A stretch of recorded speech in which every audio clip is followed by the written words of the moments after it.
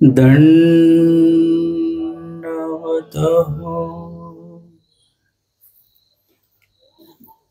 आजच्या सत्रामध्ये शांताबाई यांच्या संबंधित लीळा आपण बघत आहोत. शांताबाईंचं जे काही दुःख आहे ते स्वामींच्या 2-3 वाक्यामध्येच ते निरसन झालेलं आहे. मुलीला जे काही कावरेपणाचा जो काही त्रास होता तो सुद्धा पूर्णपणे थांबलेला आहे. आणि स्वामी म्हणतात की आता यांना हा त्रास कधीच होणार नाही. आता तुम्ही तुमच्या 2 मुलींना घेऊन द्वारावतीला जाऊ शकता. तेव्हा ते म्हणतात, नाही, आमची द्वारावती आम्हाला इथेच भेटली आणि आमचा जो कन्हैया आहे कृष्ण ते आम्हाला इथेच भेटले, त्यांचं दर्शन इथेच झालेलं आहे आणि जो काही लाभ व्हायचा आहे तोही आम्हाला इथे प्राप्त झाला. मग स्वामी म्हणतात, बाई आता तुम्ही या ते सासुरे या बोळवाना. आता तुम्ही काय करा, तुमच्या या मुलीला जे सासरच्यांनी इकडे पाठवून दिलेलं आहे. का? कारण की त्या वेड्याचं जे काही तिला झटके येतात त्याच्यामुळे ते सासू सासऱ्यांना, नवऱ्याला, दिराला, सर्वांनाच ती नावडती झाली आणि त्यांनी इकडे पाठवून दिलं माहेरी. आता परत तुम्ही त्यांना सासुरी पाठवून द्या. नाजी हे दुहव सासू सासऱ्या नावडे, वरेता नावडे, देरा भावया नावडे, कोण नाही पडिये ना. आई म्हणते की नाही, ते काही शक्य नाही तिला पाठवणं. कारण की ती कशी आहे, आता तिला कोणीही तिथे स्वीकारणार नाही. सासू सासरे, दीर, भावचे वगैरे वगैरे यांना कोणालाही ती आवडत नाही. कारण की ती अशा पद्धतीने तिला त्रास होत होता. त्याच्यामुळे आता कोणी काय तिला ते स्वीकारणार नाहीत. आता इथे ती पत्करीती ना, पत्करणार नाहीत, स्वीकारणार नाहीत. स्वामी म्हणतात, जा आता पडियंती. स्वामी म्हणतात, आता घेऊन जा.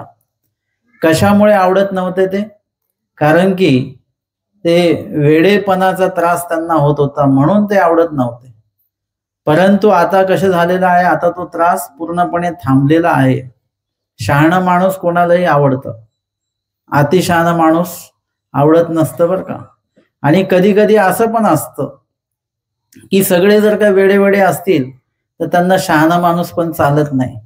त्यांना असं वाटतं की आपलं वेडेपणच चांगलं आहे. जर का तुम्ही त्यांना 2 गोष्टी चांगलं सांगायला लागले, ते म्हणतात नाही नाही, आम्ही जसे आहोत आधीपासनं तसेच आम्हाला पुन्हा जगायचं आहे. म्हणजे कधी कधी आपल्याला जे काही सत्य आहे, खरं आहे, ते स्वीकारण्याची ताकद आपल्यामध्ये नसते किंवा ते आपल्याला स्वीकारायचं नसतं आणि त्या वेडेपणाचंच पांघरून घेऊन जगायचं असतं. म्हणजे या ठिकाणी जे काही आपलं कर्तृत्व आहे ते जर का लोकांच्या उपयोगी येत असेल तरच लोक तुम्हाला स्वीकारणार. अन्यथा आपण जर का लोकांच्या उपयोगी नसू, समाजाच्या उपयोगी नसू, तर कुणी आपल्याला स्वीकारणार नाही. आपल्याला 4 हात लांब ठेवले जाईल. परंतु कधी पण काम पडलं ती बरोबर आपली आठवण लोकांना येणार आहे. अशा पद्धतीने ती जर का सून म्हणून जर का चांगली आहे, सगळं काही तिथलं बघते, घर संसार, तर ती सगळ्यांना आवडते. आता तिला जर का आजारपण आलेला आहे, याचा अर्थ असा आहे का तिला मग माहेरी पाठवून द्यायचं?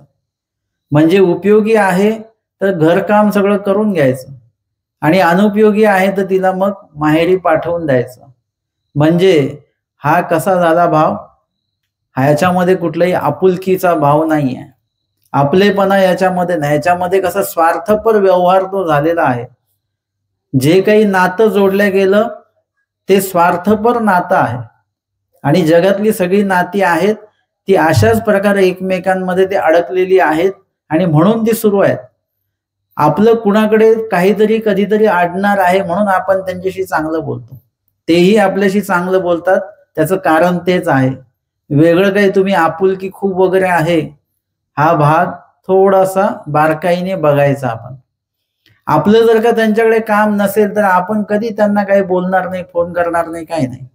आणि त्यांचं आपल्याकडे काम नसेल तर ते सुद्धा आपल्याशी कुठल्याही प्रकारचा व्यवहार ठेवणार नाहीत. परंतु आपण एकमेकांच्या आवश्यकता जाणून असल्यामुळे आपण काय आहोत, एकमेकांच्या संपर्कामध्ये राहतो.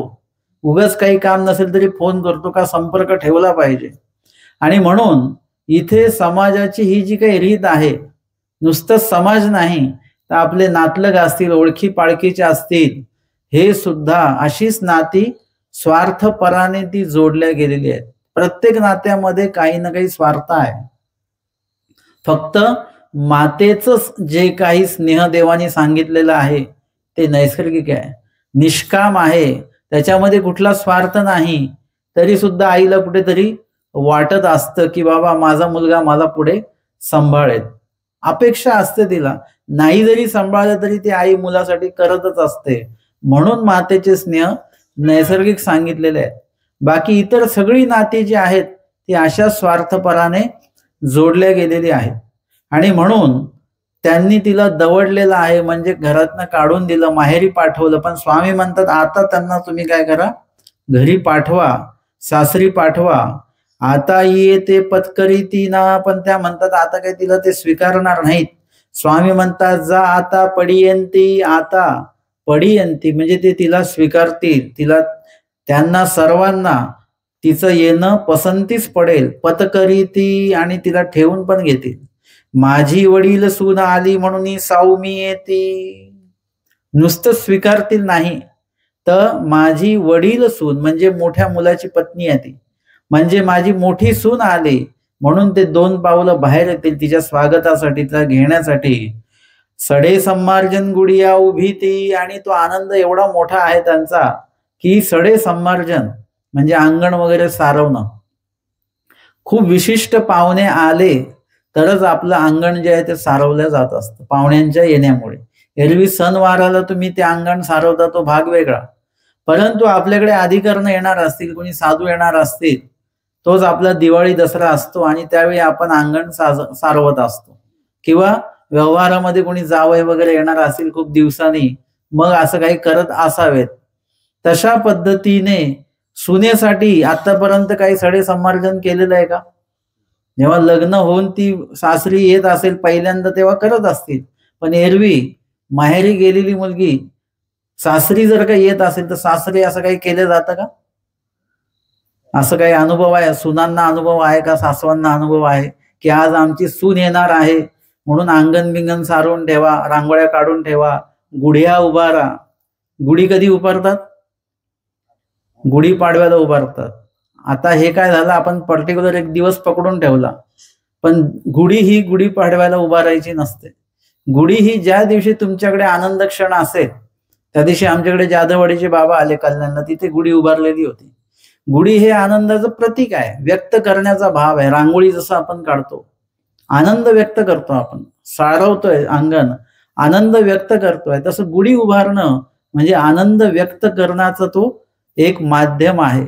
आणि म्हणून जेव्हा केव्हा तुमच्याकडे अधिकरण साधू कोणी येणार असतील त्या दिवशी तुम्ही गुढी उभारू शकता. तुमच्याकडे गावामध्ये काही सोहळा असेल त्या दिवशी तुम्ही गुढी उभारू शकता.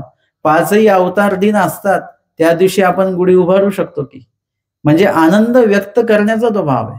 गुढी उभारणं हा काही विधी नाहीये बरं का, उभारलीच पाहिजे असं पण काय नाही, नाही उभारली तर दोष लागतो असं पण काही नाहीये. परंतु जसं आनंद असेल तर आपण नवीन कपडे घालतो, सगळ्या गोष्टी नवीन नवीन, घर धुवून काढतो, झाडून काढतो, तशा पद्धतीने आनंद व्यक्त करण्याचं ते एक माध्यम आहे. आणि आम्हाला हे फक्त लीळा चरित्रामध्ये बघायला मिळतं की सून येणार म्हणून अंगण झाडतायत, गुढी उभारतायत, आणि हे कशामुळे आहे, कोणामुळे आहे, तर देवामुळे आहे. जर का देवाने तिला नीट केलं नसतं, आमच्या स्वामींच्या एका दर्शनाने तीर्थ प्रक्षालन, जे काही स्वामींचे श्री चरण प्रक्षालन केलेले आहेत त्याचं तीर्थ फक्त तिने थोडंसं घेतलेलं आहे, स्वामींचं सन्निधान लाभलेलं आहे, दर्शन झालेलं आहे, पूजा अवसर बघितलेला आहे, एवढ्या एका काही गोष्टींमुळे तिचं कावरेपण गेलेलं आहे. कावरेपण म्हणजे वेडेपणा, तो गेलेला आहे, नुसतंच उपस्थित आहे. आपण मागच्या सत्रातही बघितलं, संवाद फक्त शांताबाईसा करतायत. त्यांच्या दोन्ही मुली काही स्वामींशी बोलताना इथे काही वाक्य आलेलं नाही. परंतु तरी सुद्धा स्वामींनी काय केलेलं आहे, जसमाईसाचं कावरेपण घालवलं. म्हणजे दुःख कोणाला आहे त्याचं? शांताबाईसाला, आईला आहे. आपल्याला वैयक्तिक कधी कधी दुःख नसतं, पण आपल्या संपर्कातल्या लोकांना जर का दुःख होत असेल तर त्याचं दुःख आपल्याला होत असतं. म्हणजे त्यांच्या त्या दुःखाशी आपण जोडलेलो असतो. प्रत्येक वेळी आपल्याला वैयक्तिकच दुखलं पाहिजे असं काही नाही. आपल्या संपर्कातल्या लोकांना काही त्रास झाला तर त्याचा त्रास आपल्याला होत असतो. मुलगा आजारी पडला तर आई वडिलांना त्रास होतो, आजी आजोबांना त्रास होतो, संपर्कातल्या सगळ्या नातलगांना त्रास होतो, आसपासच्या लोकांनाही दुःख होतं की तो आजारी पडला म्हणून. म्हणजे दुसऱ्याच्या दुःखामुळे सुद्धा आपल्याला काहीतरी दुःख होत असतं. आणि म्हणून इथे या ठिकाणी शांताबाईसांच्या मुलीला दुःख झालेलं आहे तर त्याचं दुःख हे शांताबाईसाशी जोडलेलं आहे. मुलीला काही जरी झालं तरी त्याचा जो त्रास आहे तो शांताबाईसांना होणार आहे. मग शांताबाईसांचा त्रास जर का घालवायचा असेल, दुःख जर का निरसन करायचं असेल तर काय करावं लागेल, त्यांच्या मुलीचं ते कावरेपण घालवावं लागेल. आणि तेच कार्य आमच्या स्वामींनी केलेलं आहे. आणि म्हणून या ठिकाणी तिला आता सर्वजण स्वीकारणार आहेत. सडे सम्मार्जन गुडिया उभीती, पाटू पास वडती, दोघा सेस भरीती. आता हे कसं झालं, लग्न मोडल्यासारखं झालं. सोडचिठ्ठी नाही झाली परंतु ते कायमस्वरूपी पाठवली. आता हे वेडेपणा तिला जो सुरू झालेला आहे हा काही बंद होणार नाही, हा मरेपर्यंत तिच्या सोबत राहील.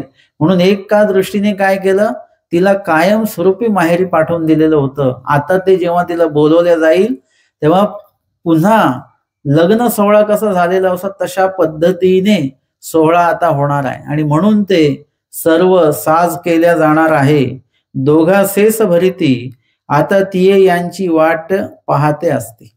पाठवताना पाठवून दिलं, पण जेव्हापासनं स्वामींचा संपर्क झाला ती चांगली झाली. त्याचं कार्य फक्त इथेच नाही झालं, तिच्या सासरी सुद्धा झालेलं आहे. म्हणजे परमेश्वर भेटीमुळे फक्त आपल्यालाच चांगलं वाटतं असं नाही, कितीतरी ठिकाणी बदल होत असतात. तुम्ही जेव्हा देवाच्या नामाचं स्मरण करता तिथे सांगितलेलं आहे की कुठल्याही प्रकारचं संकट जर का येणार असेल, येते विघ्न हरी, येणारं विघ्न जे आहे ते अर्थ. म्हणजे इथे तुम्ही नाम घेताय, इथे तुम्हाला आनंद त्याचा मिळतो नामाचा, पण जिथून विघ्न येणार आहे किंवा ज्या व्यक्तीच्या माध्यमातून ते विघ्न येणार आहे त्या व्यक्तीच्या मनामध्ये बदल होतो, त्या व्यक्तीच्या संपर्कातल्या लोकांमध्ये तो बदल होतो. अजून जे जे कोणी विघ्न आणणार आहे त्या सगळ्यांच्या मनात बदल होतो, वातावरणात बदल होतो आणि अनुकूलता प्राप्त होत असते. ही नामाची ताकद आहे, नामाचं सामर्थ्य आहे. आणि म्हणून तुम्ही आम्ही काय करायचं आहे, संकट येत असेल तर येऊ द्या, आपलं नामस्मरण जे आहे ते आपलं आपण सुरू ठेवलं पाहिजे. स्वामी सांगतात नाम पडते आकाश धरी.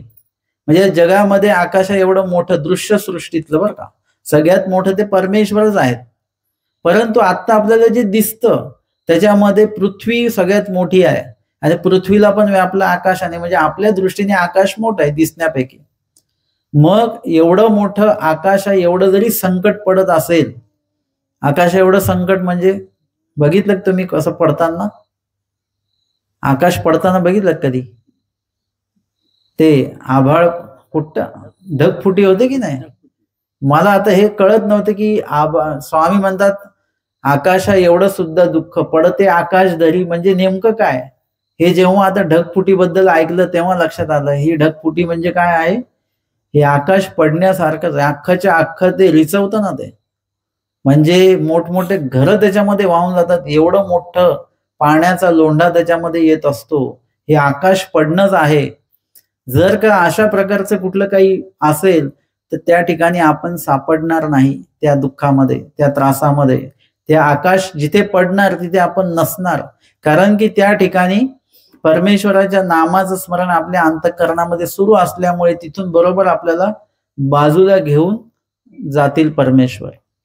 अनुकूल देवता असतील वगैरे सगळं साह्य त्यावेळेला परमेश्वराचं आपल्याला लागू होत असतं, कारण की आपल्या मुखामध्ये परमेश्वराचं नाम आहे. साधारण की तुम्ही काहीतरी डोकं दुखतंय, एखादी छोटीशी गोळी तुम्ही खाता आणि लगेच डोकं दुखणं थांबतं. एकच गोळी आहे आणि त्याच्याने आपल्याला काय होतं, एक प्रकारचं साह्यच आहे. एरवी बघा तुमचं डोकं दुखत असलं, तुम्ही काय काय लावणार डोक्याला? बाम लावाल, काय ते डोकं दाबून घ्याल, चेपून घ्याल, सगळं कराल.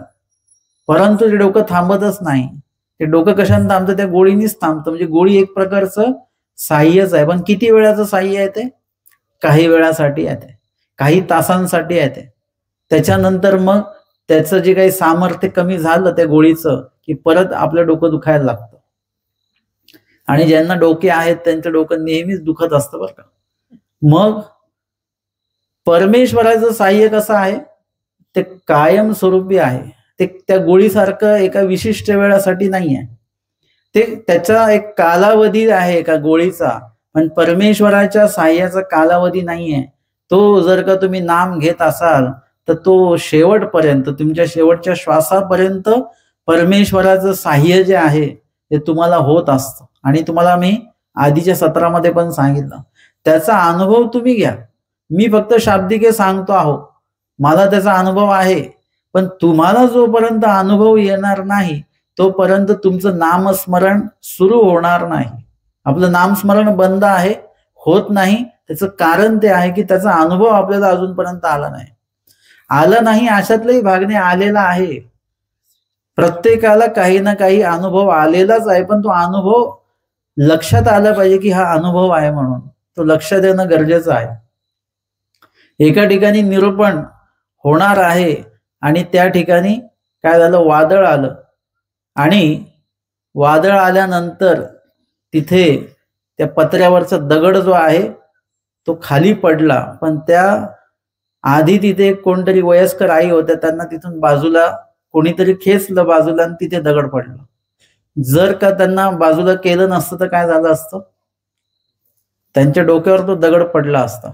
आता एखादा म्हणेल वादळ आला म्हणजे देवाने साह्यच केलं नाही, आणि दुसरा व्यक्ती म्हणतोय की बघा देवाने साह्य केलं बरं का, म्हणजे त्या आईंना काही झालं नाही. दोन दृष्ट्या आहेत. एका दृष्टीमध्ये आपण विघ्नच बघतोय आणि दुसरी जी दृष्टी आहे ज्ञान दृष्टी, त्याच्यामध्ये विघ्न आलेलंही दिसतंय आणि साह्य झालेलं पण दिसतंय. आपल्याला साह्य झालेलं जे आहे तिकडे लक्ष द्यायचं आहे. शांताबाईसांना विघ्न आलेलं दिसलेलं आहे आणि स्वामींच्या संपर्कात आल्यानंतर साह्य झालेलं सुद्धा त्यांना दिसलेलं आहे. आणि म्हणून या ठिकाणी स्वामी त्यांना म्हणतात की ते आता यांची वाट पाहते असती, म्हणजे पाठवणाऱ्यांना पाठवून दिलं. आता त्यांना ओढ लागलेली आहे. कशी का होती? वेडी होती, कशी का होती, परंतु घरामध्ये राहायची, काही ना काही काम करायची वगैरे वगैरे. आणि मोठी सून आहे त्या दृष्टीने थोडा तिचा मान सुद्धा आहे. म्हणजे कुठेतरी तिच्या जाण्यामुळे त्यांना तो घराचा कप्पा रिकामा वाटायला लागला. हे कधीपासून वाटायला लागलं? जेव्हा ती स्वामींच्या संपर्कात आलेली आहे. जो व्यक्ती परमेश्वराला आवडतो तो व्यक्ती सर्वांना आपलासा वाटायला लागतो बरं का. एरवी त्याला नावं ठेवतील काही वगैरे, कोणी संन्यास घेतलं तर त्या संन्यासाला नावं ठेवतील लोक, पण त्यांना जेव्हा संकट येतं ते कोणाकडे येतात? त्या संन्यासी व्यक्तीकडे येतात की बाबा असं आहे, देवाला काहीतरी सांगा बरं का. तीच व्यक्ती आहे जी आधी त्यांना नावं ठेवते आहे. परंतु कुठेतरी आपल्याला देवाशी जर का बोलायचं आहे, संपर्क करायचा आहे, तर त्यांच्या माध्यमातून जावं लागेल. तत्वज्ञान समजून घ्यायचं असेल तर त्यांना माध्यम करावं लागेल. म्हणजे या ठिकाणी परमेश्वराच्या संपर्कात तुम्ही आलात, कधी कधी तुम्ही उपदेश घेतला, महानुभाव पंथाचे झाले तरी तुम्हाला नाव ठेवलं जातं. एकाने ते सांगितलं की त्यांना कॅन्सर झाला म्हणे, आमच्या घरातले कोणी होते. मग त्यांना आमचे नातलग म्हणतात तुम्ही महानुभाव पंथ स्वीकारला ना म्हणून तुम्हाला कॅन्सर झाला. म्हटलं जा बरं ते कॅन्सर हॉस्पिटलमध्ये सगळे उपदेशीच लोक आहेत का तिथे? सगळे महानुभावपंथीच लोक आहेत का त्या कॅन्सर हॉस्पिटलमध्ये? सगळेच आहेत ना. सगळे भजन पूजन, सगळ्या जातीचे, सगळ्या धर्माचे सगळे लोक आहेत तिथे. कुठलाही भेदभाव नाही. कॅन्सर असं काय एक अमक्याच जातीच्या लोकांना होतो, अमक्याच धर्माच्या लोकांना होतो असं आहे का काही? एक जण म्हणाले आमच्या त्या मिस्टरांचा ऍक्सिडेंट झाला तर सगळे म्हणायला लागले की तुम्ही महानुभाव पंथ स्वीकारला म्हणून ऍक्सिडेंट झाला. म्हटलं जा बरं तुमच्या विभागातल्या पोलीस स्टेशनला, तिथे जेवढे ऍक्सिडेंटचे केस सगळे महानुभाव पंथाच्या लोकांचे ऍक्सिडेंट झालेत का तिथे? म्हणजे लोकांना काय बोलायचं आहे तेच लक्षात येत नाही, कशाशी कशाचाही संबंध ते जोडल्या जातो. असं तुम्ही कुठला तरी धर्म स्वीकारला म्हणून तुम्हाला संकट येतं असं आहे का काही? शेवटी महानुभाव पंत सुद्धा ईश्वर उपासक आहे, कृष्ण महाराजांचेच उपासक आहेत, दत्तात्रय प्रभू महाराजांचेच उपासक आहेत. ते कुठल्या अजून कुठल्या दुसऱ्या कुठल्या व्यक्तीला भसतात की ते देव नाहीये. दत्तात्रय प्रभूंना तर सगळं जग मानतं, कृष्ण महाराजांना सगळं जग मानतं, त्यांचेच उपासक आपण आहोत. फक्त आपली जी काही धर्म आचरण्याची जी पद्धती आहे ती थोडीशी वेगळी आहे. प्रत्येक धर्म आचरणाऱ्याची त्यांची धार्मिक पद्धत, धार्मिक विधी प्रत्येकाचा वेगवेगळा असतो. त्याच्यामुळे आपण एकमेकांच्या धर्मांना नावं ठेवता कामा नये. प्रत्येकाचे धर्म त्यांच्यासाठी श्रेष्ठ आहेत. प्रत्येकाचं गाव त्यांच्यासाठी श्रेष्ठ आहे.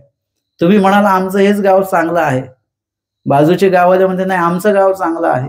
प्रत्येकाला त्यांचं गाव चांगलं आहे म्हणून आपण आपल्या गावाला चांगलं म्हणावं, पण त्यांच्या गावाला वाईट म्हणू नये, हे एक लक्षात घ्या. आणि म्हणून इथे स्वामींच्या संपर्कात आल्यामुळे काय झालेलं आहे की आता ते त्यांची वाट बघत आहेत की आता आमची ती वडील सून कधी येते, काय येते. मग हे स्वामींनी त्यांना सांगितलं, लक्षात आणून दिलं. शांताबाईसांची पण मानसिक तयारी झाली की आता मुलीला पाठवावं. जर का स्वामी म्हणतात म्हणजे पाठवलं पाहिजे. मग त्या बिढारासी गेल्या, म्हणजे मुक्कामाच्या ठिकाणी गेल्या. मग माईमबाईसी एकाईसा ते म्हणितले. माईमबाईसा एकाईसाला म्हणजे त्यांची जी मोठी मुलगी आहे तिला सांगतात, येई तू जाय का जसमाई ते बोळवीत तू. जसमाईसा म्हणजे तुझ्या लहान बहिणीला घेऊन तू तिच्या सासरी जा. माझं काही चालणं होणार नाही, येणं होणार नाही, तर तू जा. म्हणजे आता ते आहेत पैठणला, वेरूळला आहेत ते, आणि यांचं गाव कुठलंय वसमत आहे. म्हणजे एवढं मोठं अंतर आहे. आणि तिचं सासर आता अजून कुठे असेल आपल्याला माहित नाही. तेवढं अंतर शांताबाईचं चालू शकत नाही, वयोवृद्ध आहेत. म्हणून मुलीला सांगते तू स्वतः जा तिला घेऊन. आणि एकायसा म्हणतात, हे काही हो तुझं गोसाव्यांचा सन्निधानी असो आवडे, मज काही नावडे. आता तिला सुद्धा स्वामींचा तो पूजा अवसर, स्वामींचं निरूपण वगैरे, सेवादास्य, याच्यामध्ये एकाईसांचंही मन रमलेलं आहे. ती आईला म्हणते, तुला स्वामींच्या सन्निधानी राहू आवडतं, मला राहू आवडत नाही का? तुला निरूपण ऐकायचं, मग मला निरूपण ऐकायचं नाहीये का? म्हणजे तू तुझा लाभ बघते आहेस, तू थांबते आहेस आणि मला पाठवते आहे सन्निधानाच्या बाहेर. ती म्हणती मज न वचवे. अगं मी झाली असती का, परंतु मला न वचवे म्हणजे मला काही चालणं होत नाही. उदयाची दर्शनासी आली सांगितले, जीजी येई ते म्हणितले, जाय का जसमाई ते बोळवीत. आता काय करायचं, मोठी मुलगी जायला तयार नाही. आणि मग ती सकाळी स्वामींच्या पूजा अवसराला येतात शांताबाईसा आणि स्वामींना सांगतात, देवा मी एकाईसाला म्हटलं की तू जा तुझ्या बहिणीला सोडायला, परंतु ती मात्र काही जायला तयार नाही, स्वामींचं सन्निधान सोडायला ती तयार नाही. स्वामी एकाईसांना म्हणतात, बाई तुम्ही जा, जेची येत असता होईल तेची तुम्हा तेत असता होईल. स्वामी म्हणतात तुम्ही जा. एकाईसांना स्वामी अनुज्ञा देतात, तुम्ही जा. ज्या वेळेला पूजा अवसराच्या वेळेला जो काही आनंद आईंना इथे होईल तोच आनंद तुम्हाला तिथे होईल. इथे नसताना, असन्निधानी असताना सुद्धा जर का परमेश्वराच्या विधी आज्ञेमध्ये तो जीव राहिला तर तो सुद्धा सन्निधानामध्येच आहे. जरी एकाईसा तिकडे गेलेले आहेत पण स्वामींच्या आज्ञेमुळे गेलेले आहेत, स्वामींची ओढही आहे, सेवादास्याची ओढही आहे, तर त्याच्यामुळे त्यांना तो आनंद त्या ठिकाणी मिळणार आहे, प्राप्त होणार आहे. परमेश्वर तो आनंद त्यांना तिथेही देणार आहेत. जैसी सय्या पाळना, शय्या पाळण्याचा दृष्टांत सांगितलेला आहे. स्वामी म्हणतात, कवणी की सय्या पाळना असे, तिची सेजे कवणा रिगावा नाही, तिचिया देखो वेकी सुधरीही करी, तरी जेची लोक तियेसी होती तेची तियेसी होती. म्हणजे कुणी आपल्या शय्या पाळना आहे म्हणजे पतिव्रता स्त्री आहे, ती काय करत असते की ती आपल्या पतीच्या सेवेमध्ये एवढी मग्न आहे आणि पूर्ण आयुष्य, पूर्ण म्हणजे दिवसभरातला वेळ आणि आयुष्यातला पूर्ण क्षण तिने पतीच्या सेवेसाठी दिलेले आहेत आणि पतीशिवाय दुसरं कुणाही तिच्या मना अंतःकरणामध्ये येत नाही, कुणाचा विचार नाही. अशा प्रकारे तिचं वर्तन कोण बघतं? तिची दासी आहे. तिची दासी ते सगळं बघते की माझी जी मालकीन आहे ती सगळं कसं पतीची सगळी सेवा सगळं करते. तिच्या देखोवेखी ती दासी, तिची दासी सगळंच्या सगळं तसंच्या तसंच तिच्यासारखं करते. तर जे फळ पतिव्रतेला होणार आहेत तेच फळ तिची जी दासी आहे तिला पण होणार आहे, कारण की ती सुद्धा देखोवेखी इत्यंभूत सगळं अनुकरण करते आहे. आणि अशा प्रकारे जो आनंद, आता शांताबाईचा कशा आहेत? एकाईसांपेक्षा शांताबाईचा पक्क्या आहेत. शांताबाईसांनी पूर्ण आयुष्य बघितलेलं आहे, सुखदुःख बघितलेलं आहे, जीवन बघितलेलं आहे आणि मृत्यू सुद्धा बघून झालेला आहे. म्हणजे आता त्यांना बघण्यासारखं काय राहिलं नाही. आसक्तता जी ज्या ज्या ठिकाणी होती ती आसक्तीमुळे जे काही दुःख त्यांना प्राप्त झालेलं आहे ते सगळं त्यांनी बघितलेलं आहे. आपल्याला प्रपंचामध्ये असताना दुःख का होतं? कारण की आपली आसक्तीच तेवढ्या जागेमध्ये असते, त्या ठिकाणी असते. आपलं जर का घर जेवढं मोठं असेल तेवढं ते घरपट्टी जास्त येते आणि टेन्शन पण तेवढंच जास्त येतं बरं का. घरपट्टीपेक्षा टेन्शन जास्त असतं आपलं. घराचे सगळे काने कोपरे, महिला वर्ग असतील, सगळं झाडपूस करताना सगळ्या म्हणजे घर पूर्ण स्वच्छ करावं लागतं. एखाद्या वेळेस पुरुष व्यक्तीला तरी कंटाळा येईल, पण तो महिलांना पूर्ण घर स्वच्छ करावं लागतं. तेवढ्या ठिकाणी जेवढ्या ठिकाणी तो झाडू जातो तेवढ्या ठिकाणी तिची आसक्ती असते त्या महिलेची, प्रत्येक ठिकाणी. म्हणजे ही आसक्ती काय आहे? दुःखाला कारणीभूत आहे. जेवढी आपली आसक्तीची क्षेत्रफळ आपलं जेवढं आहे तेवढं आपलं दुःख अधिक असणार आहे. आणि आता आपण निरूपणाला आलेलो आहोत. आपण जिथे बसलेलो तीच जागा आपली आहे, तेवढीच जागा आपलेली आहे. आता बाकीच्या जागेत काय हो, आपल्याला काही घेणं देणं नाही. दुःख आहे का तुम्हाला काही? त्याचं काही दुःख नाही. ती जागा ज्यांची आहे त्यांना ते दुःख असणार आहे.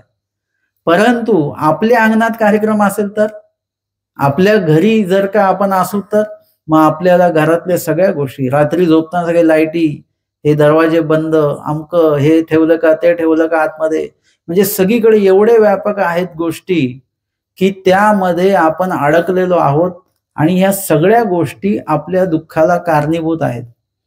शांताबाईसांचं जे दुःख आहे ते आसक्तीमुळेच आहे आणि तुमचं आमचं पण जे दुःख आहे ते आसक्तीमुळेच आहे. ती आसक्ती जर का तुम्ही थोडीशी कमी केली तर दुःख त्यातलं काय होईल, थोडंसं तुम्हाला कमी दुःख होणार आहे.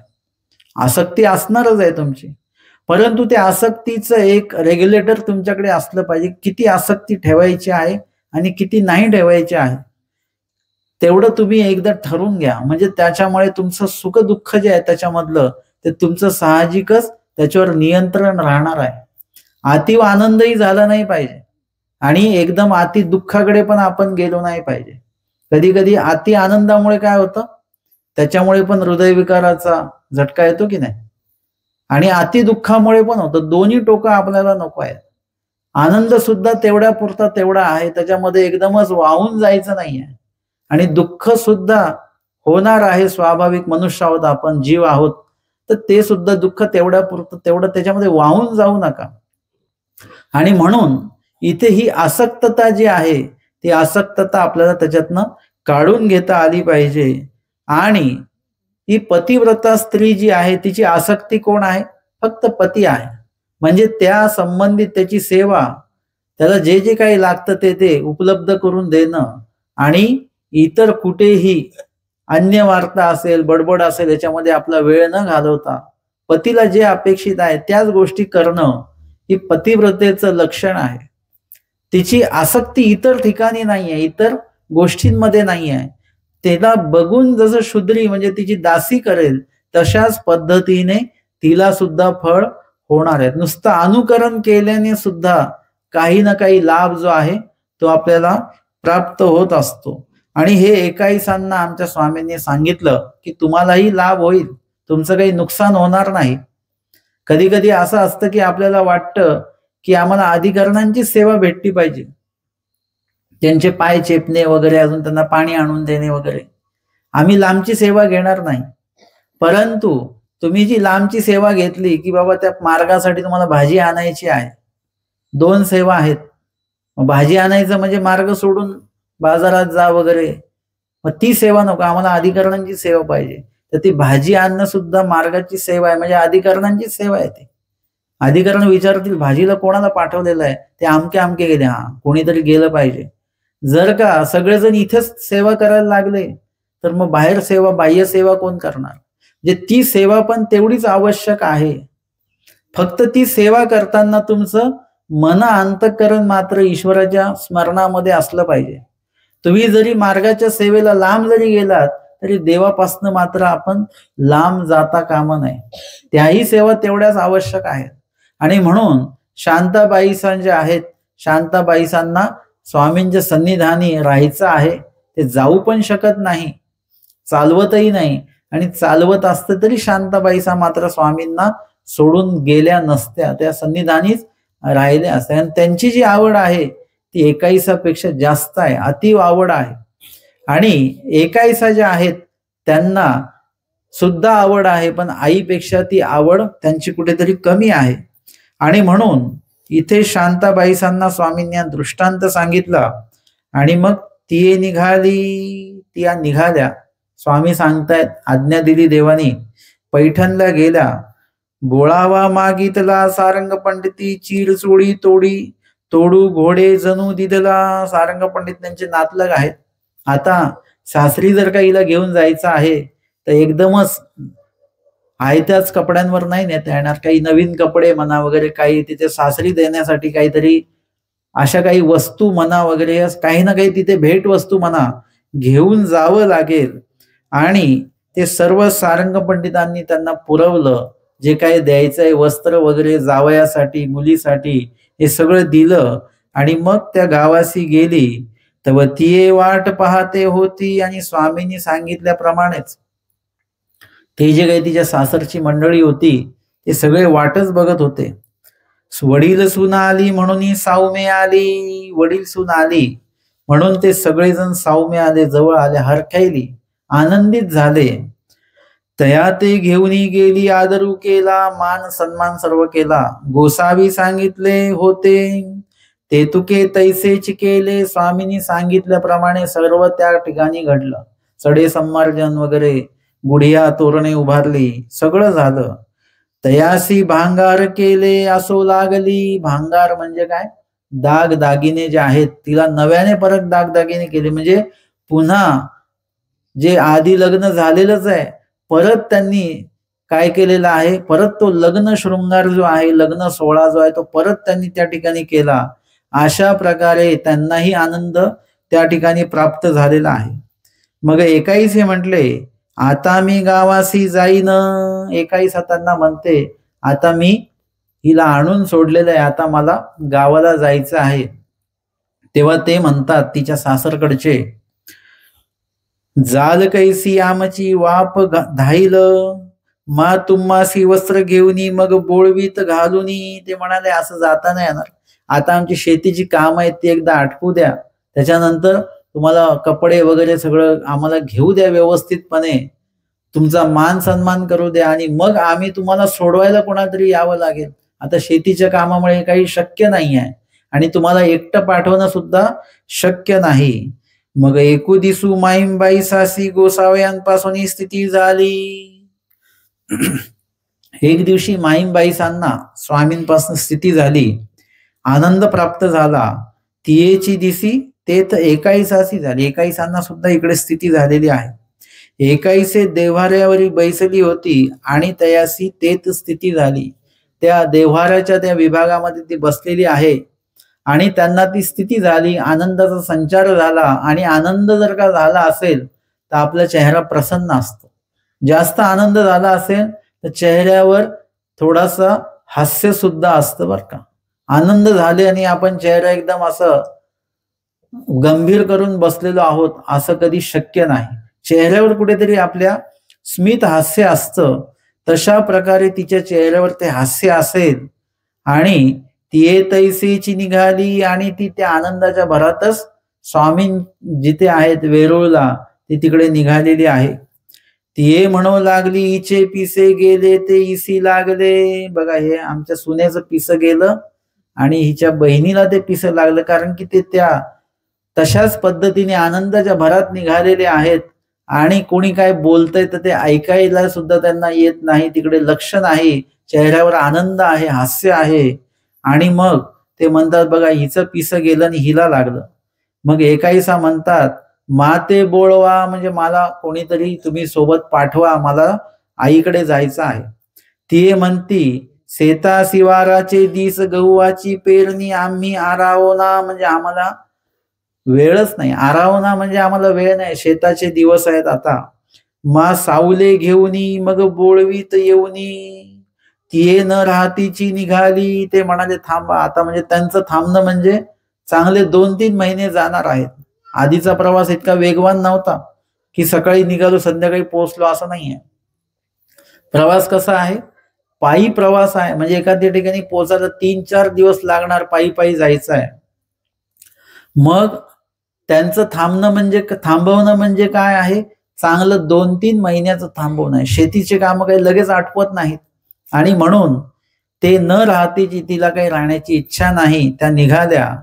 गोसावी शांताबाई साते म्हणणे त्याले, आता त्या तिकडून निघालेल्या आहेत आणि आमचे स्वामी शांताबाईसाने इथे म्हणतात की बाई तुमची येत असे मा, म्हणजे तुमची जी मुलगी आहे एकाईसा ती येते बरं का, ती निघाली इकडे यायला.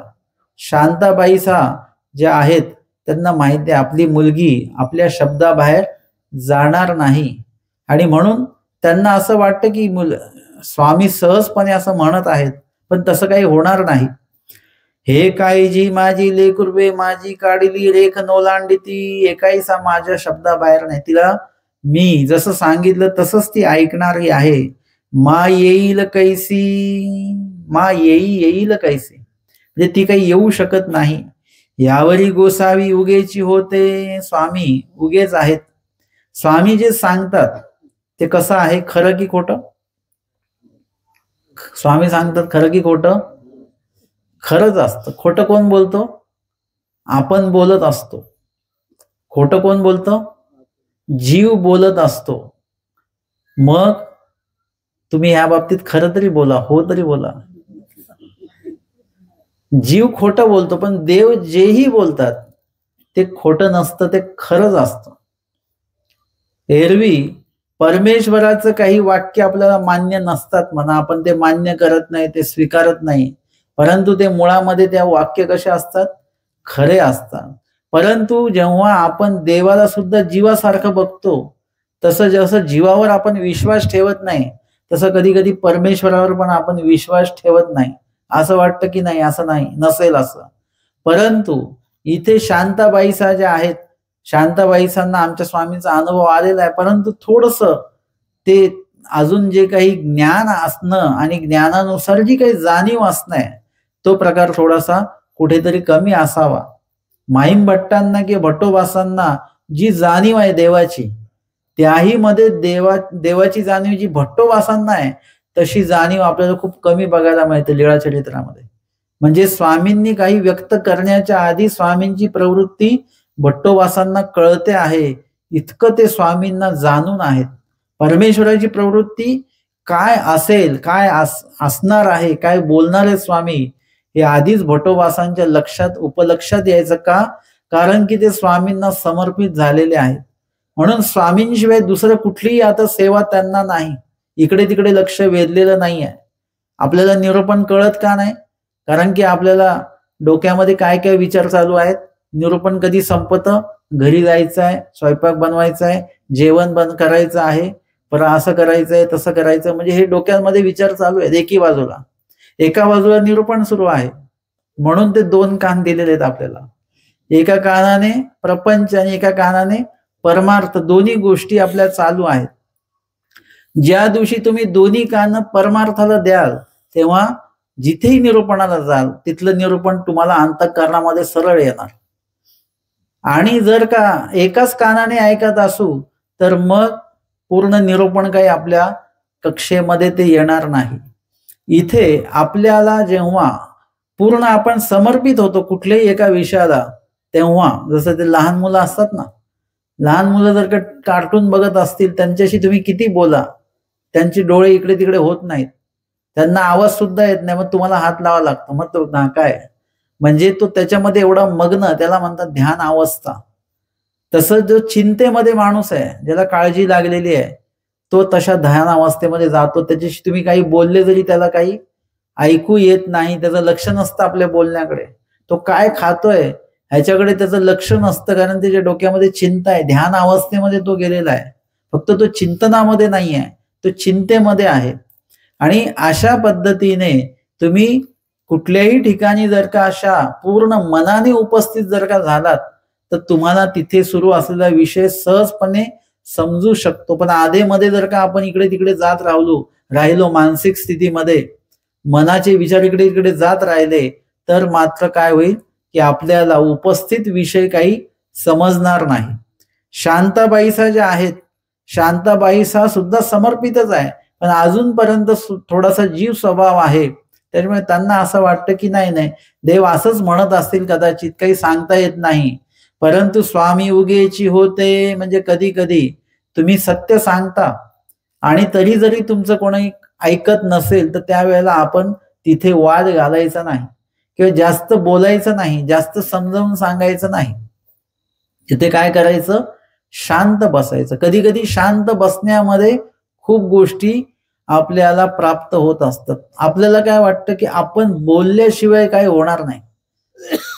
कोणी जर का काही बोलत असतील तर आपल्याला सुद्धा तिथे जाऊन बोलूसं वाटतं, त्यांच्यामध्ये काहीतरी सल्ले त्यांना देऊशे वाटतात, काही ना काही त्यांना सांगू वाटतं. पण मला असं वाटतं की खूप वेळा आपण आपलं जर का बोलणं जर का टाळलं, तरी सुद्धा खूपशी कामं त्याच्यामध्ये साध्य होऊ शकतात. कधी कधी कुणी आपल्यावर चुकीचा गैरसमज आपल्या बाबतीमध्ये करून घेतो. अशा वेळेला तुम्हाला काय बोलायचं आहे, शांतपणे जे काही परिहार आहे तो द्यायचा आहे. टीकेमध्ये सांगितलेलं आहे, डोई ओढवणे त्या टीकेमध्ये, की एक जो काही परिहार आहे, योग्य परिहार त्यांना द्यायचा. पण ते जर का ऐकत नसतील तर ते म्हणतात नाही मग शांत राहायचं, मग बोलायचं नाही. मग कधी कधी असं असतं की काही विषय बोलून कळत नाही, पण ते जर का आपण शांत राहिलो तर शांत राहिल्याने कळत असतात, ते लक्षात येत असतात. जर का आई काय बोलत नसेल तर मुलगा, आई एरवी बडबड चालू असेल आई मुलाच्या मागे, तर मुलगा चिडतो, वैतागतो. पण आई थोडंसंच बोलून रागवून जर का गप्प बसली, बोललीच नाही, तर मग मुलगा घाबरतो का, मुलं मग घाबरून जातात, आई बोलतच नाही. मग ज्या गोष्टी बोलून कळत नाही ते गप्प बसून कळत असतात. आणि म्हणून प्रत्येक ठिकाणी आपण बोललंच पाहिजे असं काही नाहीये. काही ठिकाणी शांत बसून ती वेळ येऊ द्यायची असते. ती वेळ आली की ते बरोबर लक्षात येईलच. शहराकडचे लोक येतात ना, गावाकडे आले की ते म्हणतात आम्ही बाहेर झोपू बरं का. गावचे लोक म्हणतात बाहेर झोपू नका, थंडी पडते. नाही आम्हाला छान, आम्हाला कधी असं असं आकाश बघत झोपायला मिळत नाही वगैरे वगैरे, म्हणून आम्ही अंगणातच झोपू. मग आता काय करायचं, त्यांना सांगितलेलं लक्षात येत नाही, मग झोपू द्यायचं त्यांना बाहेर. रात्री 12 वाजले की जी थंडी पडते मग लक्षात येतं. आता मी पण शहरात राहिलो, पण मी मार्गात राहिलेलो आहे 12 वर्ष, तर आम्हाला माहिती आहे आम्ही संवत्सरला सगळे बाहेरच झोपायचो. आजही संवत्सरला सगळे बाहेर झोपतो आम्ही, फक्त पावसाळा असेल तर मग आतमध्ये. मग आम्हाला ते माहिती आहे, अनुभव आहे. परंतु आमच्यासोबत तीर्थयात्रेला आलेल्या लोकांच्या लक्षातच येत नाही. अहो सांगतो तुम्ही चांगलं इकडे झोपू नका, बाहेर आतमध्ये झोपा, नंतर मग थंडी पडते, नाही आम्हाला काय होत नाही वगैरे वगैरे. मग काय करायचं, ती वेळ येऊ द्यायची. ती वेळ आली की अनुभव आला की काही गोष्टी अनुभवाशिवाय शक्य होत नसतात, ते अनुभवच येऊ द्यावा लागतो. अनुभवी जे ते निके, अनुभव प्राप्त होणं हा कधीही चांगलीच गोष्ट आहे. म्हणून स्वामी उगेची होते, स्वामी काही बोललेच नाही, स्वामी शांत राहिले. आणि मग पैठणा येतुक्या आली, आणि ती पैठणला आल्या बरं का. शांताबाई सांच्या ज्या मुलगी आहेत एकाईसा, त्या पैठण पर्यंत पोहोचल्या. स्वामी म्हणतात बाई तुमची येई आली मा. आल्या बरं का, पैठण पर्यंत आल्या त्या. आता ते म्हणतात नाजी, ते म्हणतात नाही शक्यच नाही. मिया म्हणितले येई मी येईन का निरोप पाठवीन तया वांचुनी नाही यावे. मी त्याला सांगितलं मी स्वतः घ्यायला येईन किंवा कोणाला तरी निरोप पाठवेन, त्याच्याशिवाय तू यायचं नाही. मग जिये दिसी येई दिसी येतील तिये दिसी मागोते सर्वज्ञ म्हणितले. आता ज्या दिवशी ती वेरूळला पोचणार आहे त्या दिवशी पण स्वामी म्हणाले, बाई तुमची येई आली मा, तुमची येई आली बर का, आज पोचणार आहे. ऐसे गोसावी त्रिशुद्धी म्हणितले. 3 वेळा स्वामींनी त्यांना सांगितलं, हे काही जी येई कैसी येईल, ऐसेची गोसावी तै तरी म्हणितले, आता तरी म्हणितले, माझी येई माझी गाडीली रेख नोलांडिती. ते म्हणाले असं कसं काय देव म्हणतायत. त्या दिवशी पण म्हटले, परतही म्हटले, आजही स्वामी म्हटले, 3 वेळा झालं. आणि येई तर अशी आहे की माझ्या आज्ञेबाहेर ती नाही आहे. म्हणजे आता कोण खरं, आपली मुलगी खरी आहे की स्वामी म्हणतात ते खरं आहे, नेमकं काय.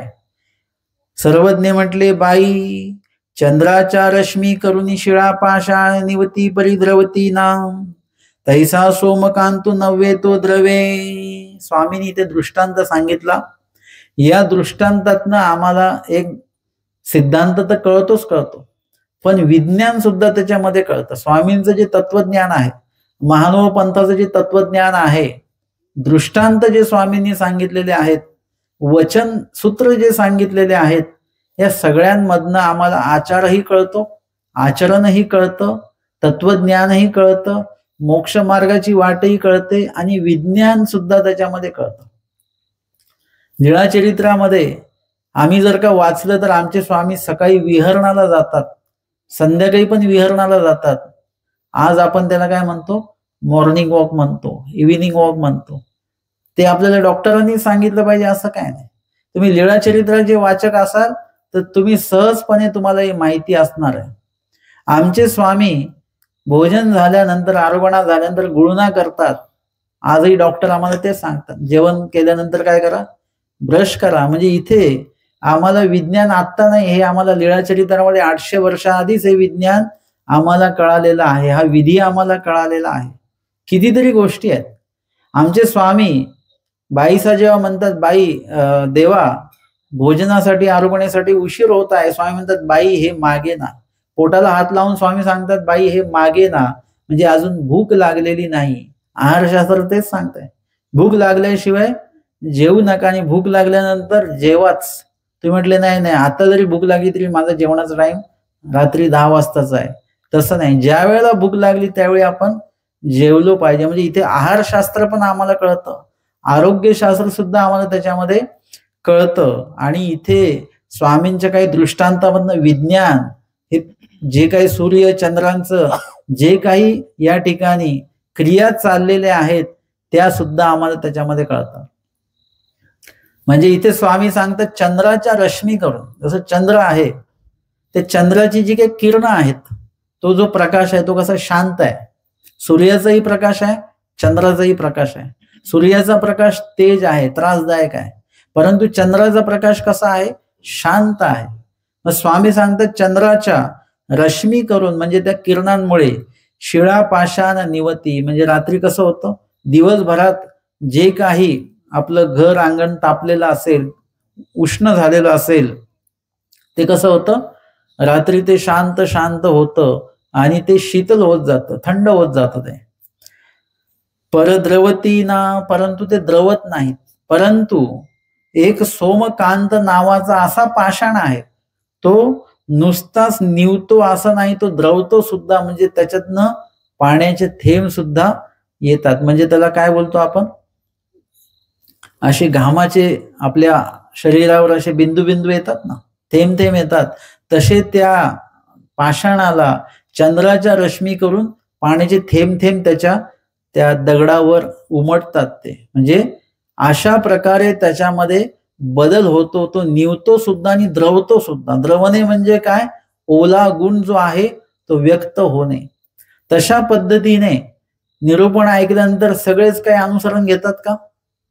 आता आपण किती काही प्रपंचाचं काही जरी सांगितलं तरी सुद्धा कोणी दीक्षा घेणार का लगेच, नाही घेणार. निवती म्हणजे निरूपण ऐकल्यानंतर बरं वाटतं बरं का आम्हाला, परत द्रवती ना म्हणजे त्याचं पालन आपण करूच असं नाही. निरूपणात आपण सांगितलं की खोटं बोलू नये, एकदम आवडलं निरूपण आहे, त्याची गोष्ट पण आवडली, खोटं बोलल्याने काय होतं वगैरे. परंतु द्रवतीना म्हणजे आपण लगेच खोटं बोलणं बंद करणार का आजपासून? नाही. जगभरातले निरूपण असेच चालू आहेत बरं का. निरूपण होतात, खूप लोक जमतात, इथल्यापेक्षा 100 पटीने लोक असतात, सगळेजण निरूपण ऐकतात, खूप चांगलं निरूपण होतं बरं का 7 दिवस. परिद्रवतीना, परंतु कोणीही द्रवत नाही, म्हणजे ते निरूपण स्वतःमध्ये उतरवत नाही. उतरवलं पाहिजे.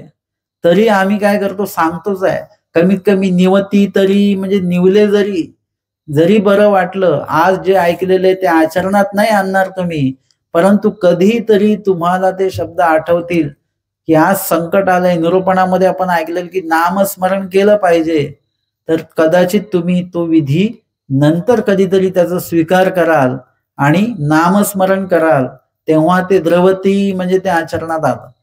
आणि म्हणून आपल्याला माहित नाही अशातला काही भाग नाहीये. निरूपण तुम्हाला ऐकायची काहीच आवश्यकता नाही. तुम्ही हे सर्व काही ऐकलेलं आहे, परंतु ते उतरवत नाही आपल्यामध्ये. ते म्हणून पुन्हा पुन्हा तुम्हाला सांगितलं जात. मुलगा जेव्हा ऐकत नाही तेव्हा आई काय करते, सतत त्याच्या मागे जेवून घे जेवून घे जेवून घे, त्याला सगळं ऐकू येत आहे, कळत आहे, परंतु आई म्हणते त्याला ऐकूच येत नाही, ऐकत नाही तो, असं बोलते ना आई. ऐकत नाही म्हणजे तो काय बहिरा झाला का? तो बहिरा नाही झाला, त्याला सगळं ऐकू येतं, आई काय काय बोलते, परंतु ते क्रियेमध्ये उतरत नाही. जोपर्यंत क्रियेत उतरत नाही तोपर्यंत निरूपणाचं आपल्याला म्हणावा तसा उपयोग काही होणार नाही.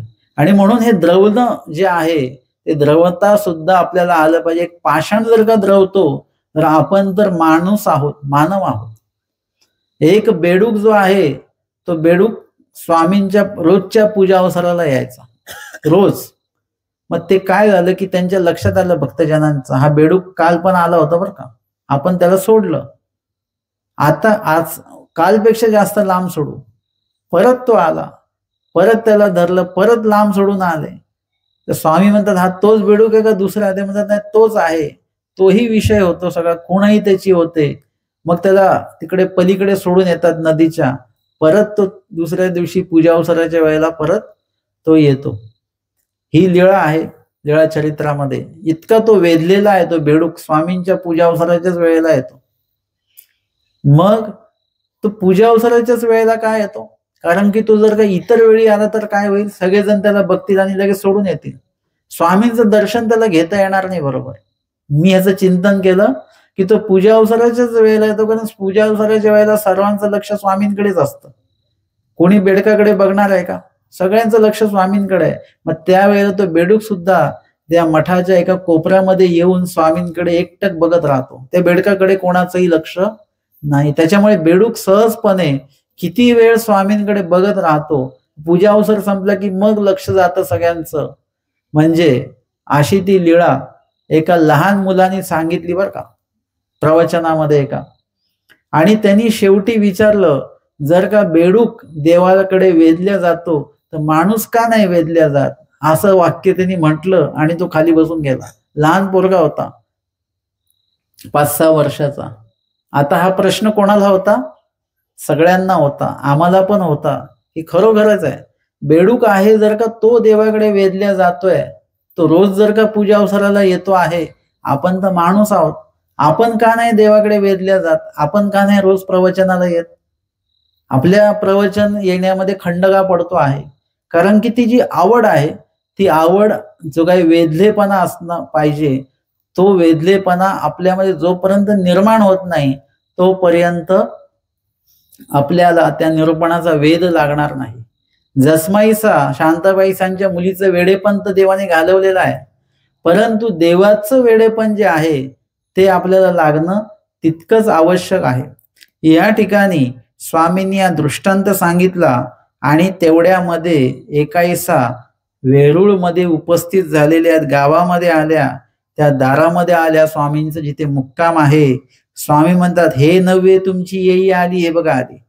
आता स्वामींनी प्रत्यक्ष एकाईसा दाखवूनच दिलं, हे बघा ती मुलगी आली तुमची. तेवढ्यात एकाईसा आल्या, अंगणी उभी ठेवली, ती बाहेरी निघाली. शांताबाईचा बाहेर बघायला आल्या, खरंच आली का ती? तर एकाईसी देखील एकाईसांना त्यांनी पाहिलं आणि त्या विचारतात, तू एकटीच कस काय आली बरं? मी गोसावी आहे ते मघा लागून विरोधीत असे, मी स्वामींशीच विरोध करते आहे. स्वामी म्हणतात ती येणार आहे, मी म्हणते ती येऊच शकत नाही.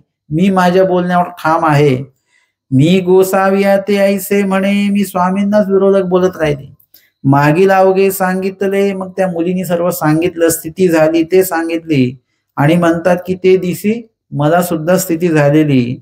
आणि अशा पद्धतीने शांताबाईसा ज्या आहेत त्यांची मुलगी आहे लहान, जिला माहेरी पाठवलेला आहे, ती सुद्धा सुखरूपपणे तिच्या सासरी पोहोचली आणि स्वामींच्या सन्निधानामुळे, भेटीमुळे पूर्ण जो तिघींचा जो परिवार आहे, शांताबाईचा त्यांच्या दोन्ही मुली या सुखी झाल्या, आनंदित झाल्या.